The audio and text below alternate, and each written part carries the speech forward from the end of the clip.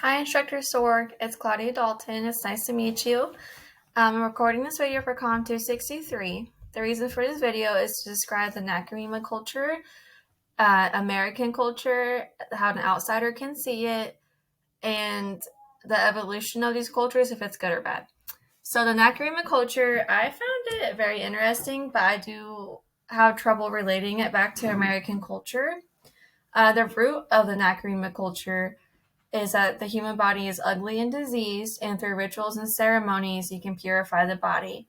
One of these rituals include pulling men's teeth out, or if their tooth is decaying, to put a charm in their mouth that is blessed by a priest or a priest in their culture. And this helps purify the body if if the person's unholy or untruthful. Another ritual includes putting spells on children, and the mom usually would do it, and it reminds the kid of their birth. I am kind of against that in a way, just because I feel like kids should always be untouched and they're pure, and just leave it at that. So relating it back to American culture is hard because we do not do ceremonies like that, or don't really. We do believe in the Holy Spirit, which is God, but a way I can relate it back to American culture is through plastic surgery. So at the end of the Nakarima article, it talks about how if a woman's chest is too small, they'll perform rituals to make it bigger, and then vice versa. If it's too big, they do rituals to make it smaller. I think women have a lot of pressure in society, American society, to look a certain way. And if you don't, of course, if you wanted to, the option is plastic surgery. It's very unfortunate, but that's one of the reasons one of the ways, sorry, I can relate it back to American culture. Another way is how Americans are moving away from pharmaceutical drugs, which I think is great, and introducing more at home remedies, including CBD. CBD is very popular for joint relief now. I think that's about the only way I can relate it back to the American culture.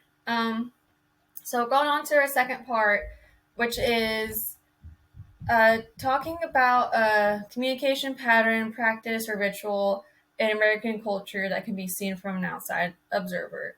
And of course, the biggest way we communicate is technology. Technology is a huge part of the American culture, especially since COVID. A lot of people work from home. They make videos like these, or they chat through Loom. An outside observer can see how big of an impact social media is on Americans, and how we almost do stuff for social media. We'll take pictures just to post them. We'll make videos just to post them. There's TikTok now, where I don't have TikTok, but there's like a huge, I think you call them trends, and people will go out in public and do these trends. And there's so many observers watching them, but they really don't care because they have to get those videos out on social media.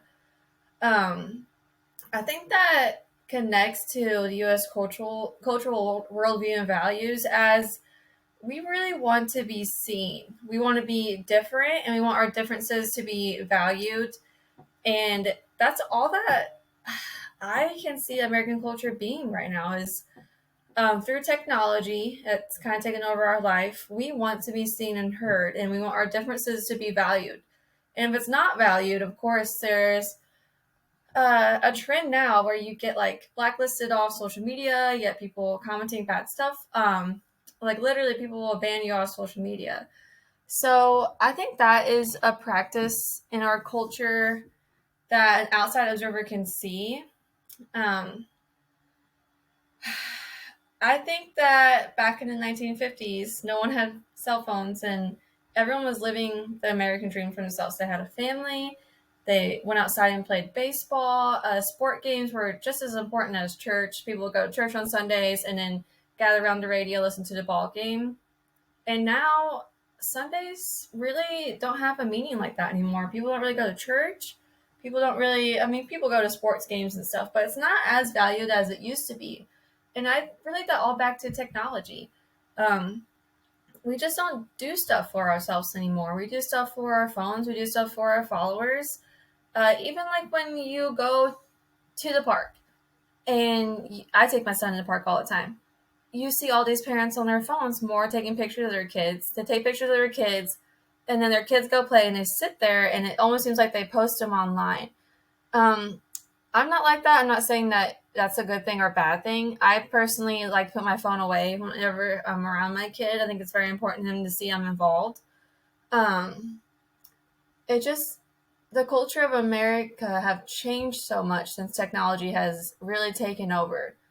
Um, so I think that throughout history, the American culture has gone downhill because our communication pattern has changed from technology. Uh, so I'm going to spend time talking about how it's been detrimental to U.S. culture, uh, how technology has changed us for the worse. So I feel like you see people grasping for their phone. Like if people don't have it, you see them pat around and search their pockets for it, just randomly. They'll be at the store, they'll be walking around their house, like, oh wait, where's my phone?